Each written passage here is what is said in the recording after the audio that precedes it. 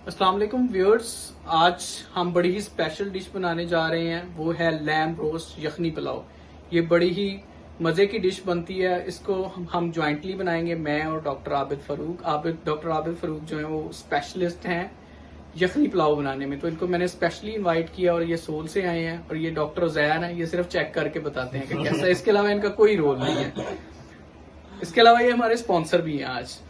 तो main role इनका ये है कि ये हमें स्पॉन्सर कर रहे हैं। तो ये एक ज्वाइंट एफर्ट है जिसमें मैं लैम रोस्ट बनाऊंगा, आबिद जो है वो यखनी पुलाव बनाएंगे और एट दी एंड हम उसको मर्ज करके लैम रोस्ट यखनी पुलाव बनाएंगे। तो आइए आपको दिखाते हैं कि लैम रोस्ट यखनी पुलाव कैसे बनता है। जी तो व्यूअर्स, हम ले आए हैं रान दुम्बे की और ये तकरीबन 3-3.5 किलो के करीब गोश्त है। तो सबसे पहले जो है हम इसकी चर्बी उतारेंगे। चर्बी उतारना जो है वो बहुत ज़रूरी है, क्योंकि जब हम इसको मैरिनेशन के लिए मसाला लगाएंगे तो चर्बी की जो तय होती है वो बड़ी कम्पैक्ट होती है, तो वो जो मसाला है वो उसको इसके अंदर नहीं जाने देगी। और इसके अलावा बहुत ज़्यादा चर्बी जो है वो यखनी में जो है ना वो बहुत ज़्यादा ऑयल आ जाएगा, जिससे जब हम चावल पकाएंगे तो चावल जो है वो बहुत ज़्यादा ऑयली हो जाएंगे।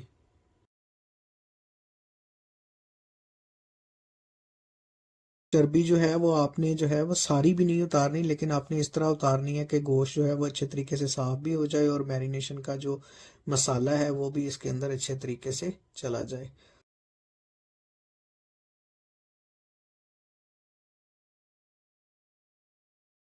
तो आप देख सकते हैं कि मैंने चर्बी को बड़े अच्छे तरीके से साफ कर दिया, बाकी थोड़ी सी चर्बी रह गई है, तो काफ़ी ज़्यादा चर्बी जो है वो उतर चुकी है। उसके बाद व्यूअर्स, साफ़ किए हुए गोश्त के ऊपर हमने कट लगाने हैं। कट लगाने से क्या होगा कि मैरिनेशन का जो मसाला है वो गोश्त के अंदर तक चला जाएगा। तो कट जो है आपने ज़्यादा बड़े नहीं लगाने, क्योंकि अगर हम ज़्यादा बड़े कट लगाएंगे तो जब इसको स्टीम करेंगे तो गोश्त नरम हो जाएगा। तो नरम होने के ऊपर जो है बड़े कट लगने की वजह से गोश्त के टूट के नीचे गिरने का ख़तरा है। तो आप कोशिश करें कि इतने कट लगाएं जिसमें आपकी सिर्फ जो उंगली है वो अंदर जा सके।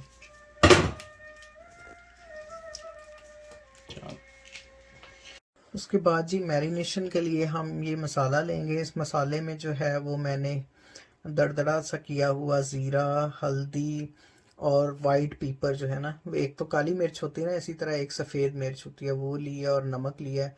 तो 3.5 किलो गोश्त के लिए मैंने तकरीबन जो है वो 4 चम्मच नमक, 4 चम्मच हल्दी, 4 चम्मच ज़ीरा और तकरीबन 3 चम्मच जो है वो काली मिर्च लिया। उसके बाद उसको में पानी डालने के बाद उसका जो है एक पेस्ट सा बना लिया।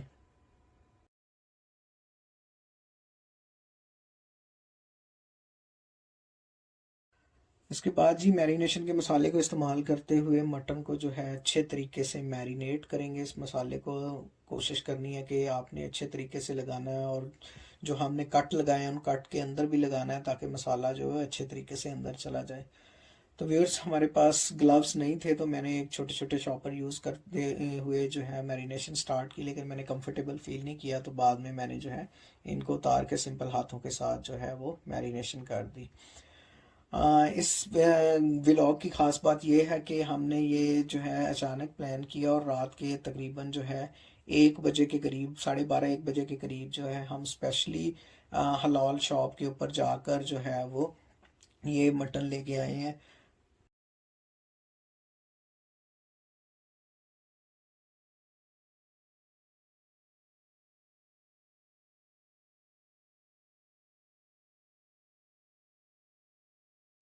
ले जी, ऑलमोस्ट मैंने जो दूसरी रान है उसकी भी मैरिनेशन कंप्लीट कर ली है। तो मैरिनेशन के बाद जो है इनको मैं रैपिंग शापर के साथ जो है वो रैप कर दूंगा, क्योंकि मटन जो है वो पानी छोड़ता है, तो पानी छोड़ने की वजह से जो है ऊपर जो मैरिनेशन का मसाला है वो उतर सकता है। तरीके से रैपिंग करने के बाद मैं इसको पूरी रात के लिए जो है वो रख दूंगा, ताकि मसाला अच्छे तरीके से जो है वो जज्ब हो जाए गोश्त के अंदर। उसके बाद जी मैं तकरीबन 1.5 से 2 लीटर पानी लूँगा और उस पानी को इस पैन में डालूँगा, और इस मैरिनेटेड लेग को जो है वो मैं इसके अंदर रखने के बाद अच्छे तरीके से एलुमिनियम फॉइल के साथ इसको जो है रैप करके एयर टाइट करके बंद करना है आपने, कि भाप जो है वो बाहर ना निकले, और आपने हल्की आंच के ऊपर इसको पकाना है तकरीबन 2 घंटे के लिए।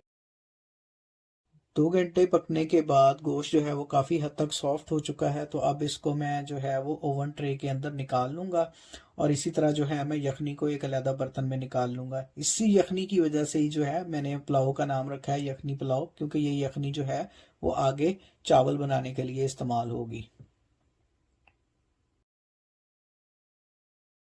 मेरी इस रेसिपी को सीखने के पीछे एक बहुत बड़ी स्टोरी है, क्योंकि हम सब दोस्त जो है नज़दीकी एक शहर है देजन, वहाँ पर ये चीज़ खाने के लिए जाते थे। तो फिर हमने सोचा कि क्यों ना हम इसको खुद ही ट्राई करें, क्योंकि हमारा काफ़ी ज़्यादा टाइम आने और जाने में लगता था। तो हमारे एक फ्रेंड ने जो है इस रेसिपी को फर्स्ट ट्राई किया, उसके बाद जो है उससे मैंने सीख ली। फाइनली जी मटन रान जो है वो ओवन होने के लिए तैयार है, तो मैं इसको जो है वो ओवन में रख दूंगा। तो मैं इसको 30 मिनट के लिए ओवन रखूंगा। इसको इस तरह करना है कि मैं 15-15 मिनट में जो है तकसीम करूंगा। एक साइड 15 मिनट के लिए ओवन करनी है और फिर आपने दूसरी साइड को 15 मिनट के लिए ओवन करना है।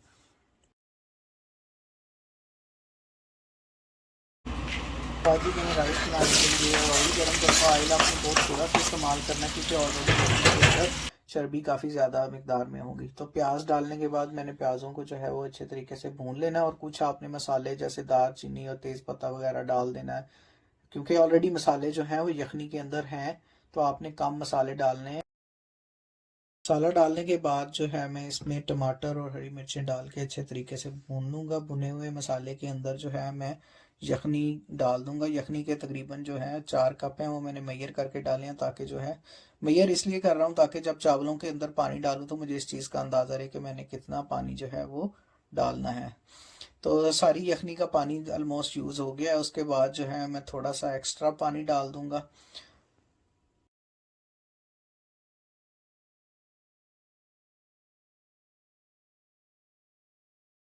उसके बाद जी मैंने चावल जो हैं जो पहले से ही साफ़ किए हुए थे उनको भिगो के रखा हुआ था। उन भिगोए हुए चावलों को जो है वो मैं इस मसाले के अंदर डाल दूंगा।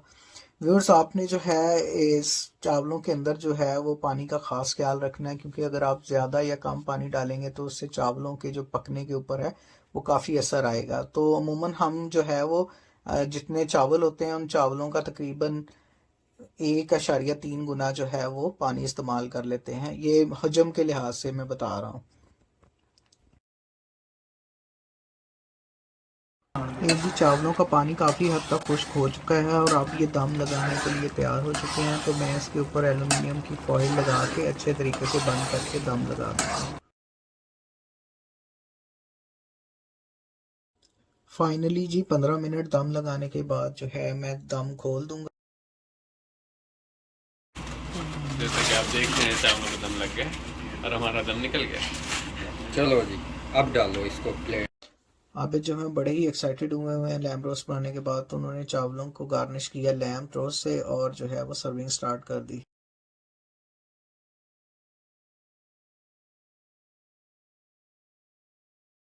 देखें जी फाइनल शेप जो है यखनी पुलाव की लैम्ब रोस्ट के साथ बड़ी ही ज़बरदस्त लग रही है। तो मुझे लग रहा है कि जितना ये खूबसूरत दिखने में लग रहा है खाने में भी उतना ही मज़ेदार है। तो व्यूअर्स, आप देख सकते हैं कि जो लैम्ब रोस्ट है वो स्टीम होने के बाद और ओवन होने के बाद बहुत ज़्यादा नरम हो चुका है और आप देख सकते हैं कि हाथों की मदद से ही जो है इसको आसानी से उतारा जा सकता है। उसके बाद सब लोग खाने पे टूट पड़े और लैम्ब रोस्ट का जो हशर हुआ वो मैं आपको दिखा नहीं सकता। जी तो व्यूअर्स, लैम्ब रोस्ट यखनी पुलाव बहुत ही मजे का बना हुआ था। दुम्बे की यखनी में के जायके में रचे हुए चावल और उसके साथ बहुत ही नरम और लजीज दुम्बे का गोश्त, दोनों ने मिलके खाने का मजा दुबाला कर दिया। अगर आपको मेरा ये रेसिपी पसंद आई है तो इसको जरूर लाइक कीजिएगा, शेयर करिएगा, और अगर आप इससे ज्यादा बेहतर बना सकते हैं तो ऐसी ही एक वीडियो बना के अपलोड कीजिएगा और मुझे कमेंट में लिंक जरूर पेश कीजिएगा।